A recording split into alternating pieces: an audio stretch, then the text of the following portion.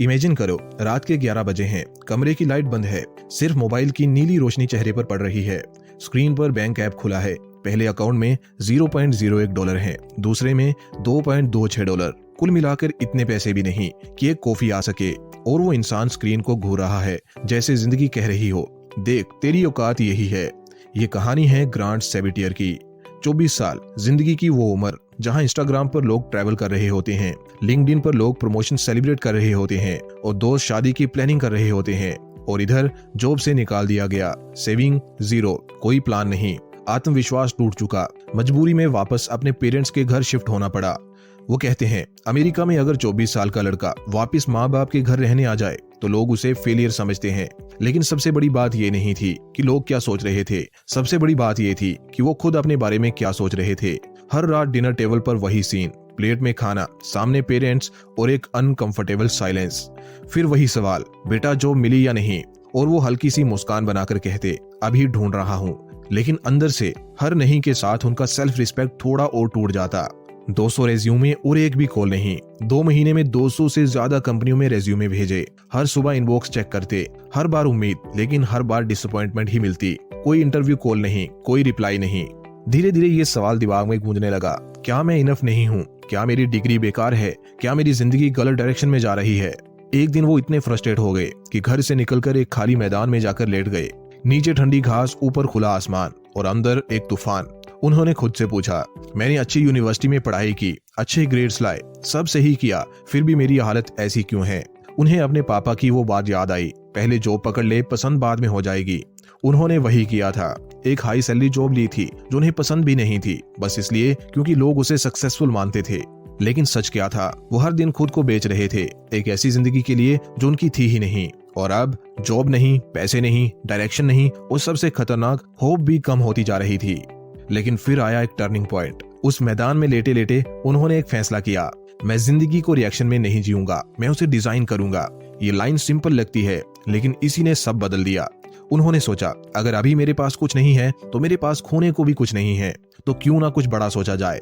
फिर उन्होंने बनाया एक पागलपन वाला गोल। उन्होंने खुद से कहा, मेरे बैंक अकाउंट में 7.5 करोड़ रुपए होंगे, किसी भी हाल में।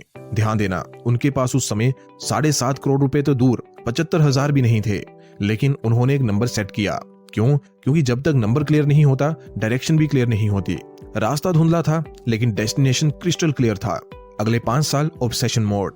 अब यहाँ से स्टोरी इंटरेस्टिंग होती है। उन्होंने मोटिवेशन से नहीं, ऑब्सेशन से काम करना शुरू किया। पर्सनल फाइनेंस की हर किताब पढ़ी, इन्वेस्टिंग, सेविंग, बिजनेस सब सीखा, डे जॉब की, साइड हसल शुरू किए, फ्रीलांस किया, नेटवर्किंग की, 2 कंपनियां शुरू की। कई बार फेल हुए, कई बार पैसा भी डूबा, कई बार लगा शायद ये भी नहीं चलेगा। लेकिन एक चीज नहीं बदली, उनका कमिटमेंट। वो हर दिन खुद से पूछते थे कि आज मैंने अपनी फाइनेंशियल फ्रीडम के लिए कुछ किया। अगर जवाब नहीं होता तो वो सोते नहीं थे जब तक कुछ प्रोग्रेस ना हो जाए। और 5 साल बाद, सिर्फ 5 साल बाद, वो फाइनेंशियली इंडिपेंडेंट थे। मतलब उनकी इन्वेस्टमेंट्स इतनी ग्रो हो चुकी थी कि उनका रोज का खर्च बिना जॉब के निकल रहा था। अब काम मजबूरी नहीं था, चॉइस था। बाद में उन्होंने अपनी पूरी जर्नी लिखी किताब फाइनेंशियल फ्रीडम में। लेकिन असली सवाल ये नहीं है कि ग्रांट ने क्या किया। असली सवाल ये है, अगर उनके बैंक अकाउंट में $3 से भी कम थे और उन्होंने 5 साल में जिंदगी बदल दी, तो हमारे पास क्या एक्सक्यूज है? इस कहानी की असली ताकत समझिए। ये कहानी पैसे की नहीं है, ये कहानी है क्लैरिटी की, रिस्पॉन्सिबिलिटी लेने की और विक्टिम माइंडसेट छोड़ने की। ग्रांट ने सिस्टम को ब्लेम नहीं किया, पेरेंट्स को ब्लेम नहीं किया, इकोनॉमी को ब्लेम नहीं किया। उन्होंने खुद को जिम्मेदार माना और उसी दिन से उनकी जिंदगी बदलनी शुरू हो गई। अब अगला सवाल है, उन्होंने फाइनेंशियल फ्रीडम अचीव कैसे की? कौन से स्टेप्स फॉलो किए? कौन से माइंडसेट शिफ्ट्स अपनाए? अब हम उसी जर्नी को स्टेप बाय स्टेप तोड़कर समझेंगे, ताकि ये सिर्फ कहानी ना रहे बल्कि आपका ब्लूप्रिंट बन जाए। अब तक हमने देखा कि कैसे ग्रांट सेविटियर ने शून्य से शुरू किया, लेकिन उनकी सबसे बड़ी सीख ये नहीं थी कि ज्यादा पैसा कमाओ। उनकी सबसे बड़ी सीख ये थी कि फाइनेंशियल फ्रीडम एक सीढ़ी है जिस पर एक एक स्टेप चढ़ना पड़ता है। ये ओवरनाइट मिरेकल नहीं है, ये एक स्ट्रक्चर जर्नी है। तो चलो अब उस जर्नी को गहराई से समझते हैं। फाइनेंशियल फ्रीडम के 7 असली स्टेजेस। इन्हें ध्यान से सुनना, क्योंकि हर स्टेज एक इमोशन बदलती है। पहले डर खत्म होता है, फिर तनाव, फिर मजबूरी और आखिर में डिपेंडेंसी। तो पहला स्टेप है क्लैरिटी। सबसे पहले एक अनकंफर्टेबल सवाल, अगर आज से आपको काम करना बंद करना पड़े तो आपको हर महीने कितने पैसे चाहिए? 30,000 रुपए, 50,000 रुपए या 1 लाख रुपए? मान लो आपको 50,000 रुपए चाहिए, तो साल का हुआ 6 लाख रुपए। अब सोचो अगर आपको 25 साल तक काम नहीं करना हो तो 6 lakh into 25 is equal to 1.5 crore रुपए। यही है आपका फ्रीडम नंबर। फाइनेंशियल फ्रीडम कोई मोटिवेशनल डायलॉग नहीं है, ये एक मैथमेटिकल टारगेट है। जब तक ये नंबर क्लियर नहीं होगा आप भी सीरियस नहीं बनोगे, कभी एग्रेसिवली इन्वेस्ट नहीं करोगे, कभी डिसिप्लिन नहीं आएगा। क्लैरिटी आती है तो अर्जेंसी आती है, अर्जेंसी आती है तो एक्शन आता है और एक्शन ही जिंदगी बदलता है। Step 2, self sufficiency. अपने पैरों पर खड़े हो जाओ। ये स्टेज ग्लैमरस नहीं है, यहाँ ना करोड़पति बनते हो ना इंस्टाग्राम पर आपकी रील्स बनती हैं, लेकिन यहाँ पहली जीत मिलती है। अब आप रेंट खुद देते हो, अपने खर्च खुद उठाते हो, किसी से उधार नहीं मांगते। शायद महीने के अंत में 200 रुपए भी ना बचे, लेकिन आप डिपेंडेंट नहीं हो। और विश्वास मानो, फाइनेंशियल फ्रीडम का पहला स्वाद यही मिलता है। ये स्टेज कैरेक्टर बनाती है। स्टेप 3, ब्रीदिंग रूम, थोड़ा सुकून। अब पिक्चर थोड़ी बदलती है। आपके पास 3 से 6 महीने का खर्च बचा हुआ है। मतलब अगर जॉब चली जाए तो जिंदगी खत्म नहीं होगी, अगर मेडिकल इमरजेंसी आ जाए तो पैनिक अटैक नहीं आएगा। पहली बार ऐसा लगता है कि ठीक है मैं सरवाइव कर रहा हूँ। यही ब्रीदिंग रूम है।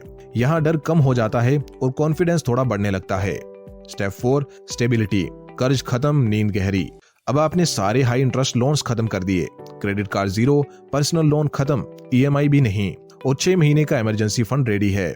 अब पहली बार रात की नींद गहरी आती है। क्यों? क्योंकि अब जिंदगी क्राइसिस मोड में नहीं है। अब आप सिर्फ सरवाइव नहीं कर रहे, आप स्टेबल हो। ये स्टेज बोरिंग लग सकती है, लेकिन यही फाउंडेशन है, और बिना मजबूत फाउंडेशन के स्काई स्क्रैपर्स नहीं बनते। स्टेप 5, फ्लेक्सिबिलिटी, फैसले अपनी मर्जी से। अब आप एक डेंजरस स्टेज में प्रवेश करते हो। डेंजरस इसलिए क्योंकि यहाँ से जिंदगी सच में बदल सकती है। आपके पास 1 से 2 साल का खर्च सेफ है। मतलब बॉस टॉक्सिक है तो छोड़ सकते हो, करियर चेंज करना है तो कर सकते हो, बिजनेस ट्राई करना है कर सकते हो। अब आपके फैसले डर से नहीं, विजन से होते हैं। यही असली फ्रीडम की शुरुआत है। अब आप मजबूरी में नहीं, चॉइस से काम करते हो। स्टेप 6, फाइनेंशियल इंडिपेंडेंस, पैसा आपके लिए काम करता है। अब गेम लेवल अप हो चुका है। आपकी इन्वेस्टमेंट्स इतनी ग्रो हो चुकी हैं कि बिना जॉब के भी मंथली एक्सपेंसेस कवर हो जाते हैं। अब सोचो, सुबह उठकर ये टेंशन नहीं है कि आज ऑफिस नहीं गया तो सैलरी कट जाएगी। अब आप काम करते हो क्योंकि आपको वो पसंद है, आप इम्पैक्ट क्रिएट करना चाहते हो, या फिर आप पैशन फॉलो करना चाहते हो। अब पैसा आपका सर्वेंट है, आप उसके सर्वेंट नहीं हो। यही वो स्टेज है जहां फाइनेंशियल फ्रीडम बुक के ऑथर सिर्फ 5 साल में पहुंच गए थे। स्टेप 7, एबंडेंस, पैसा कभी खत्म नहीं होगा। ये अंतिम स्टेज है। यहाँ वेल्थ सिर्फ इनफ नहीं है, ओवर इनफ है। अब आप आराम से स्पेंड कर सकते हो, जनरेशनल वेल्थ क्रिएट कर सकते हो, चैरिटी कर सकते हो, इम्पैक्ट प्रोजेक्ट्स बना सकते हो। इस स्टेज पर आपका फोकस बदल जाता है, मनी से मीनिंग पर, इनकम से इम्पैक्ट पर, और सर्वाइवल से सिग्निफिकेंस पर। अब जिंदगी सिर्फ बिल्स भरने के लिए नहीं है, अब जिंदगी जीने के लिए है। दोस्तों, अब सबसे बड़ी सच्चाई सुनो, हर कोई स्टेज 7 तक नहीं पहुंचता, लेकिन हर कोई स्टेज 1 से शुरू कर सकता है। फाइनेंशियल फ्रीडम लॉटरी नहीं है, ये एक स्टेयरकेस है, स्लो, डिसिप्लिन, कंसिस्टेंट। और याद रखना, पहला स्टेप पैसा कमाना नहीं है, पहला स्टेप है क्लैरिटी। क्योंकि जिसके पास क्लियर नंबर नहीं होता, उसके पास कभी क्लियर फ्यूचर नहीं होता। अब तक हमने स्टेजेस समझ ली, लेकिन स्टेजेस जाना अलग बात है और वहां तक पहुंचना अलग। ग्रांट सैबिटियर ने सिर्फ पैसे नहीं कमाए, उन्होंने अपना सोचने का तरीका बदला। अब हम उन 5 पावरफुल प्रिंसिपल्स को डीप में समझेंगे। यही वो चीजें हैं जो आपको एवरेज इंसान से फाइनेंशियली फ्री इंसान बना देती हैं। Number 1, time is bigger than money. एक सीधा सवाल, अगर आपकी इनकम 1000 रुपए प्रति घंटा है, तो क्या आप 500 रुपया बचाने के लिए 40 मिनट लाइन में खड़े रहोगे? टेक्निकली आप 500 रुपया बचा रहे हो, लेकिन प्रैक्टिकली आप 667 रुपए की वैल्यू का टाइम गवा रहे हो। समस्या क्या है? भारत में हमें बचपन से सिखाया जाता है पैसा बचाओ, लेकिन कोई ये नहीं सिखाता समय बचाओ। पैसा वापस आ सकता है, समय नहीं। टाइम की वैल्यू समझने का मतलब है लो वैल्यू टास्क खुद मत करो, डेलीगेट करो, आउटसोर्स करो, ऑटोमेट करो। उदाहरण, अगर आप 5000 रुपए कमा सकते हो किसी स्किल से, तो घर के छोटे छोटे कामों में 3 घंटे क्यों बर्बाद कर रहे हो? हाई वैल्यू एक्टिविटी पर फोकस करो। याद रखो, रिच लोग पैसे से टाइम खरीदते हैं, पुअर लोग टाइम से पैसे। इसलिए आपको डिसाइड करना है आप किस कैटेगरी में जाना चाहते हो। Number 2, 25x rule. अब प्रैक्टिकल बात, मान लो आपका साल का खर्च 10 लाख रुपए है, तो फाइनेंशियल फ्रीडम के लिए टारगेट होना चाहिए 10 लाख गुना 25 इज इक्वल टू 2.5 करोड़ रुपए। 25 ही क्यों? क्योंकि हिस्टोरिकल मार्केट लॉन्ग टर्म में लगभग 8 से 12% एनुअल रिटर्न्स देता है। सेफ विड्रॉल रूल कहता है कि आप अपनी टोटल इन्वेस्टमेंट का लगभग 4% हर साल निकाल सकते हैं बिना प्रिंसिपल खत्म किए। मतलब 2.5 करोड़ का 4% इज इक्वल टू 10 लाख रुपए, यानी कि आपका खर्च कवर हो जाएगा। अब यहाँ इंपॉर्टेंट बात, मार्केट शॉर्ट टर्म में गिर सकता है, क्रैश हो सकता है, न्यूज आपको डराएगी, लेकिन लॉन्ग टर्म में मार्केट ग्रो करता है। जो लोग पेशेंस रखते हैं वही कंपाउंडिंग का फायदा उठाते हैं। फाइनेंशियल फ्रीडम कोई गेस नहीं है, ये एक कैलकुलेशन है। नंबर 3, कंपाउंडिंग असली जादू। एल्बर्ट आइंस्टाइन ने कंपाउंडिंग को 8 वंडर ऑफ द वर्ल्ड कहा था। समझो सिंपल लैंग्वेज में, अगर आप 1000 रुपए इन्वेस्ट करते हो 15% रिटर्न पर, तो 20 साल में वो लगभग 16 गुना हो सकता है। तो इमेजिन करो अगर आपने कहीं 10 लाख रुपए इन्वेस्ट कर दिए तो अमाउंट कितना बड़ा हो सकता है। कंपाउंडिंग टाइम का रिवॉर्ड है, लेकिन प्रॉब्लम क्या है, हम 20 साल वेट नहीं करना चाहते। हम नया फोन लेते हैं, EMI पर कार लेते हैं, शो ऑफ करते हैं, लाइफस्टाइल को अपग्रेड करते हैं। 3 जगह सबसे ज्यादा पैसा डूबता है, महंगा घर, शो ऑफ वाली गाड़ी, लाइफस्टाइल इन्फ्लेशन। और भारत में एक और बड़ा ट्रैप है, शादियां, लोन लेकर शादी करना। सच कहूं तो ये फाइनेंशियल सुसाइड से कम नहीं है। याद रखो, कंपाउंडिंग को शुरू होने का मौका दो, वो बाकी काम खुद कर देगा। नंबर 4, साइड इनकम बनाओ। आज की इकोनॉमी में एक इनकम सोर्स रिस्की है। अगर जॉब चली गई तो गेम ओवर। फाइनेंशियली फ्री लोग मल्टीपल इनकम स्ट्रीम्स बनाते हैं। ग्रांट ने रियल एस्टेट किया, बिजनेस शुरू किए, स्किल सीखी, तभी जल्दी फाइनेंशियली फ्री हो पाए। अब आपको बताता हूँ कि आज के समय में आप क्या कर सकते हो। फ्रीलांसिंग जैसे वीडियो एडिटिंग, राइटिंग, डिजाइनिंग, ये सब कर सकते हो। Content creation, digital marketing, AI tool automation, consulting. आज इंटरनेट ने एंट्री बैरियर ऑलमोस्ट खत्म कर दिया है। सवाल ये नहीं है कि अपॉर्चुनिटी है या नहीं, सवाल ये है कि आप स्किल सीखने के लिए रेडी हो या नहीं। नंबर 5, सेलिंग सीखो। ये एक अल्टीमेट स्किल है, सबसे अंडर एस्टिमेट स्किल है सेलिंग। आपको लगता है सेलिंग मतलब डोर टू डोर प्रोडक्ट बेचना, लेकिन सेलिंग हर जगह है। इंटरव्यू में आप खुद को बेचते हो, बिजनेस में प्रोडक्ट बेचते हो, रिलेशनशिप में अपनी वैल्यू दिखाते हो। अगर आप कम्युनिकेट करना और कन्विंस करना सीख गए तो इनकम की लिमिट नहीं रहेगी। सेलिंग के लिए कुछ पावरफुल किताबें रेकमेंड करता हूँ। पहली है इन्फ्लुएंस और दूसरी है .com सीक्रेट्स। सेलिंग का मतलब मैनिपुलेशन नहीं है, सेलिंग का मतलब है वैल्यू को सही तरीके से प्रेजेंट करना। अगर आप सेल कर सकते हो तो आप स्किल मोनेटाइज कर सकते हो, बिजनेस ग्रो कर सकते हो, सैलरी को नेगोशिएट कर सकते हो। और सच ये है, दुनिया में पैसे उन्हीं के पास जाते हैं जो वैल्यू क्रिएट करते हैं और उसे कॉन्फिडेंटली बेच पाते हैं। फाइनेंशियल फ्रीडम सिर्फ सेविंग से नहीं आती, ये कॉम्बिनेशन है टाइम की respect, clear calculation, long term patience, multiple income streams और सेलिंग स्किल्स का। ये ओवरनाइट नहीं होगा, लेकिन अगर आज स्टार्ट कर दिया जाए तो 5-10 साल बाद आपकी जिंदगी आज से पहचान में नहीं आएगी।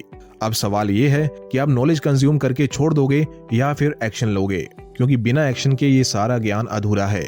ग्रांट 5 साल में वहां पहुंचे जहां लोग 40 साल में भी नहीं पहुंचते। क्यों? क्योंकि उन्होंने कंफर्ट छोड़ा, ईगो छोड़ा, एक्सक्यूजेस छोड़े और बस एक्शन लिया।